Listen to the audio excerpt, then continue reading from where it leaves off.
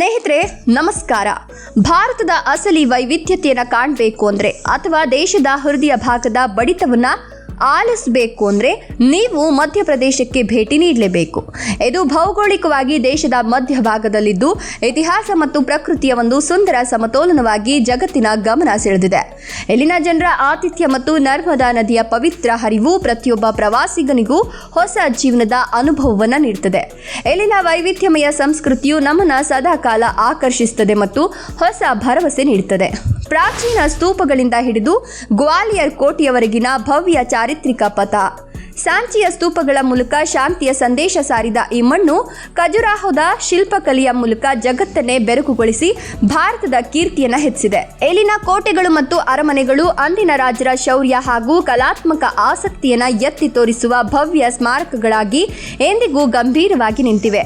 ಪ್ರತಿ ಕೆತ್ತನೆಯಲ್ಲೂ ಭಾರತೀಯ ಸಂಸ್ಕೃತಿಯ ಆಳವಾದ ಬೇರುಗಳು ನಮಗೆ ಸ್ಪಷ್ಟವಾಗಿ ಗೋಚರಿಸುತ್ತವೆ ಮತ್ತು ಇತಿಹಾಸದ ಕಥೆಗಳನ್ನು ಹೇಳ್ತವೆ.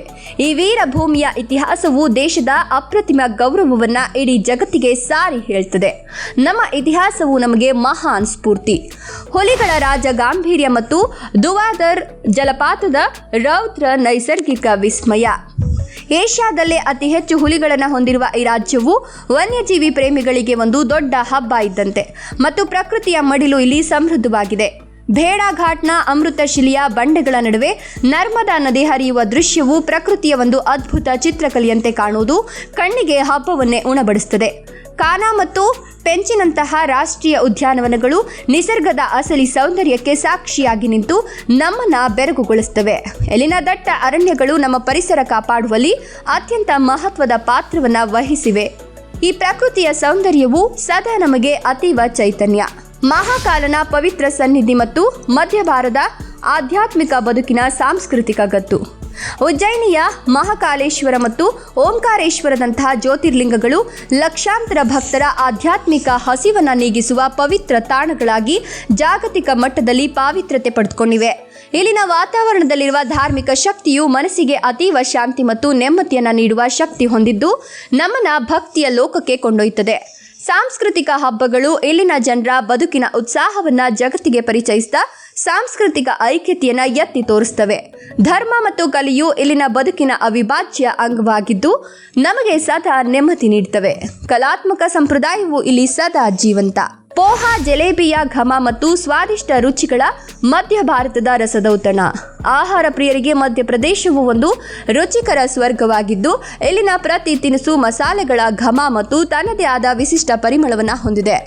ಇಂದೋರಿ ಪೋಹಾ ಮತ್ತು ಸಿಹಿಯಾದ ಜಲೇಬಿಯ ಕಾಂಬಿನೇಷನ್ ಸವಿಯಲು ಪ್ರವಾಸಿಗರು ದೇಶದ ಮೂಲೆ ಮೂಲೆಗಳಿಂದ ಇಲ್ಲಿಗೆ ಆಗಮಿಸಿ ಆಹಾರದ ವೈವಿಧ್ಯತೆಯನ್ನು ಆನಂದಿಸುತ್ತಾರೆ.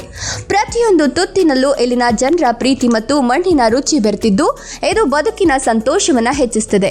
ಇಲ್ಲಿನ ಸ್ವಾದಿಷ್ಟ ಖಾದ್ಯಗಳು ಪ್ರತಿಯೊಬ್ಬರ ನಾಲಿಗೆಯ ಮೇಲೆ ಹೊಸ ರುಚಿಯನ್ನು ಸದಾ ಉಳಿಸುತ್ತವೆ. ಖಂಡಿತವಾಗಿಯೂ ಸವಿರುಚಿಯ ಆಹಾರವು ನಮಗೆ ತೃಪ್ತಿ ನೀಡುತ್ತದೆ.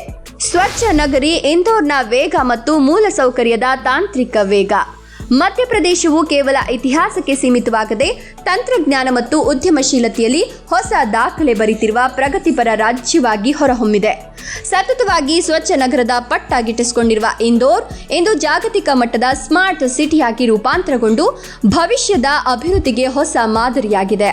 ಡಿಜಿಟಲ್ ಮೂಲಸೌಕರ್ಯ ಮತ್ತು ಸುಧಾರಿತ ಸಾರಿಗೆ ವ್ಯವಸ್ಥೆಗಳು ರಾಜ್ಯದ ಅಭಿವೃದ್ಧಿಗೆ ಹೊಸ ವೇಗ ನೀಡಿ ಜಾಗತಿಕ ಭೂಪಟದಲ್ಲಿ ಉನ್ನತ ಸ್ಥಾನ ನೀಡಿವೆ. ಅಭಿವೃದ್ಧಿಯ ವೇಗವು ಇಲ್ಲಿ ಬಹಳ ಬಲವಾದದ್ದು. ಮಧ್ಯಪ್ರದೇಶವು ಇತಿಹಾಸ, ಪ್ರಕೃತಿ ಮತ್ತು ಆಧುನಿಕತೆಯ ಒಂದು ಅದ್ಭುತ ಸಂಗಮ. ಈ ರಾಜ್ಯದ ಜನರ ಸರಳತೆ ಮತ್ತು ಅತಿಥಿ ಸತ್ಕಾರದ ಪ್ರೀತಿಯು ನಮ್ಮ ಸಂಸ್ಕೃತಿಗೆ ಕಿರೀಟಪ್ರಾಯವಾದದ್ದು.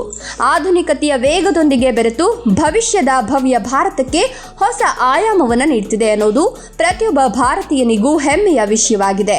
ಇಲ್ಲಿನ ಪ್ರತಿ ಕಾಡಿನ ಹಸಿರು ನಮಗೆ ಜೀವನದ ಪಾಠ ಕಲಿಸುತ್ತದೆ ಮತ್ತು ನರ್ಮದಾ ನದಿಯ ತೀರದ ಶಾಂತಿಯು ನಮ್ಮ ಜೀವನದ ಆತಂಕಗಳನ್ನು ದೂರ ಮಾಡಿ ಉನ್ನತ ಗುರಿಯತ್ತ ಸಾಗಲು ಸುಂದರ ಪ್ರೇರಣೆ ನೀಡುತ್ತದೆ ಅನ್ನೋದು ಅಪ್ಪಟ ಸತ್ಯ. ನಮ್ಮ ಕರುನಾಡಿನಿಂದ ಈ ಮಧ್ಯ ಭಾರತದವರೆಗೆ ಹರಡಿರುವ ಸಾಂಸ್ಕೃತಿಕ ನಂಟು ಎಂದಿಗೂ ಅಮರವಾಗಿ ಉಳಿಯುತ್ತದೆ ಮತ್ತು ನಮ್ಮನ್ನ ಒಗ್ಗೂಡಿಸುತ್ತದೆ.